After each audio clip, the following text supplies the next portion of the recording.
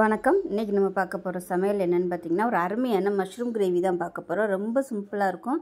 Ingredients பார்த்திங்கன்னா ரொம்ப தேவைப்படாது. ஆனால் இட்லி, தோசை, சப்பாத்தி எல்லாத்துக்குமே சூப்பராக இருக்கும் இந்த மஷ்ரூம் கிரேவி. வாங்க இந்த அருமையான சிம்பிளான மஷ்ரூம் கிரேவி எப்படி செய்யலாங்கிறத பார்க்கலாம்.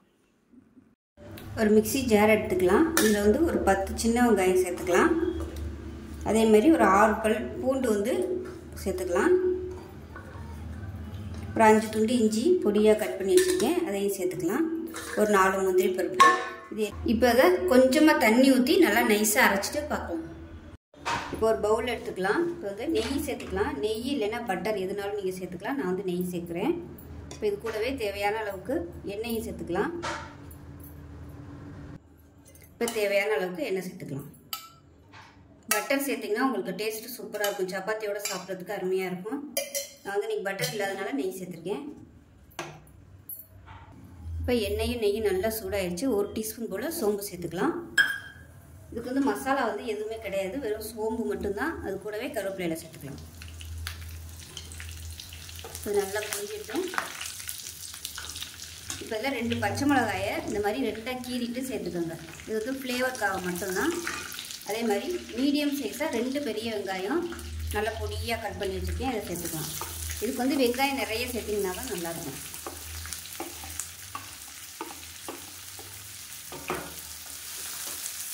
அதை நல்லா வதக்கி விட்டுக்கலாம். வெங்காயம் வதங்குறதுக்கு உப்பு சேர்த்துக்கலாம்.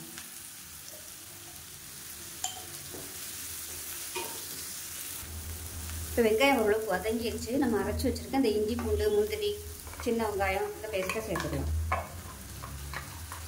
இந்த சின்ன வெங்காயம் அரைச்சி சேர்க்கும்போது டேஸ்ட் நல்லா இருக்கும். அதோட முந்திரி பருப்பெல்லாம் சேர்த்து அரைச்சிக்கிறதுனால. இப்போ இஞ்சி பூண்டு பேஸ்ட்டு எல்லாமே நல்லா வதங்கி அதில் நல்ல ஒரு ஃப்ளேவர் வருது. இதில் 1/4 டேபிள் ஸ்பூன் மஞ்சள்தூள் சேர்த்துக்கலாம்.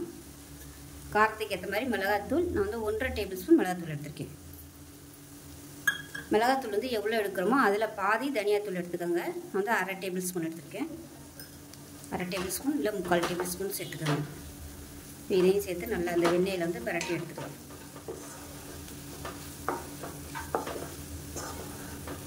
ஸோ எண்ணெய் பத்தாத மாதிரி இருந்துச்சுன்னா நீங்கள் எண்ணெய் சேர்த்துக்கலாம். இப்போ மசாலா நல்லா வதங்கிடுச்சு. மீடியம் சைஸாக ஒரு 3 தக்காளி மிக்சியில் அடித்து வச்சுருக்கேன், அதை சேர்த்துக்கலாம். இது கிரேவிக்கு நல்ல ஒரு திக்னஸ் கொடுக்கும். இது நல்லா எண்ணெய் பிரிஞ்சு வரட்டும். இப்போ பாருங்கள், தக்காளி நல்லா வதங்கி ஓரம்னா எண்ணெய் பிரிய ஆரம்பிச்சிருச்சு. இந்த ஸ்டேஜ் வரைக்கும் நல்லா வதக்கிக்குங்க, அப்போ தான் டேஸ்ட்டாக இருக்கும். இப்போ 200 கிராம் அளவுக்கு காளான் எடுத்திருக்கேன். நல்லா க்ளீனாக வாஷ் பண்ணிவிட்டு நல்லா 4ஆக கட் பண்ணி வச்சுருக்கேன். இதை சேர்த்துக்கலாம். இது ஒரு 4 பேர் சாப்பிட்லாம். தாராளமாக 4லேருந்து 5 பேர் சாப்பிடலாம். இது பார்க்க நிறையா இருக்கும். வதங்கிடுச்சுன்னா அப்படியே சுருங்கி போயிடும். அதனால் உங்களுக்கு கிரேவி எந்த அளவுக்கு வேணுமோ அதுக்கு தகுந்த மாதிரி நீங்கள் தக்காளி சேர்த்துக்கணும். நல்லா பரட்டி விட்டுக்கலாம். மஷ்ரூம்லேருந்து தண்ணி வரும். அந்த தண்ணி வர்ற வரைக்கும் நல்லா வதக்கி விட்டுக்கணும். பக்கத்துலேருந்து தண்ணி நல்லா கொதிக்க வச்சுருக்கேன். இது நல்லா வதங்கினதுக்கப்புறமா இந்த சுடு தண்ணியை நம்ம சேர்த்துக்கணும்.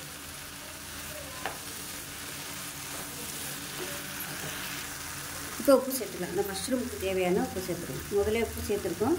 இப்போ கொஞ்சம் சேர்த்தோம்னா இந்த மஷ்ரூம் உப்பு நல்லா எடுத்துக்கும்.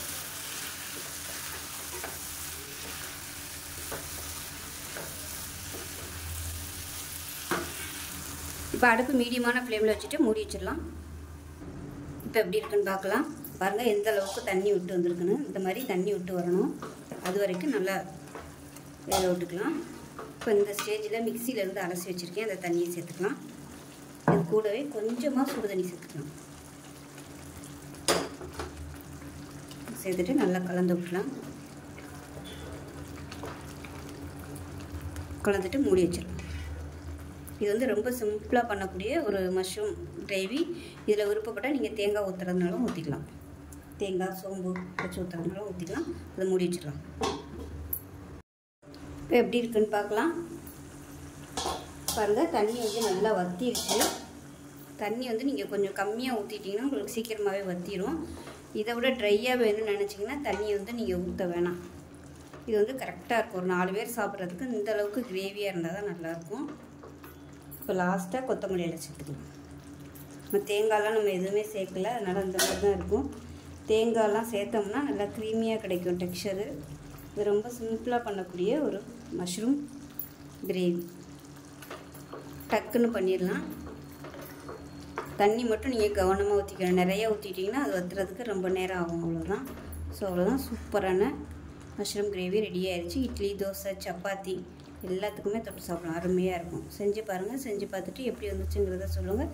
வீடியோ பிடிச்சிச்சின்னா லைக் பண்ணுங்கள், கமெண்ட் பண்ணுங்கள், சேனலை சப்ஸ்கிரைப் பண்ணுங்கள், பக்கத்தில் உள்ள பெல் பட்டனையும் ப்ரெஸ் பண்ணுங்கள். நன்றி.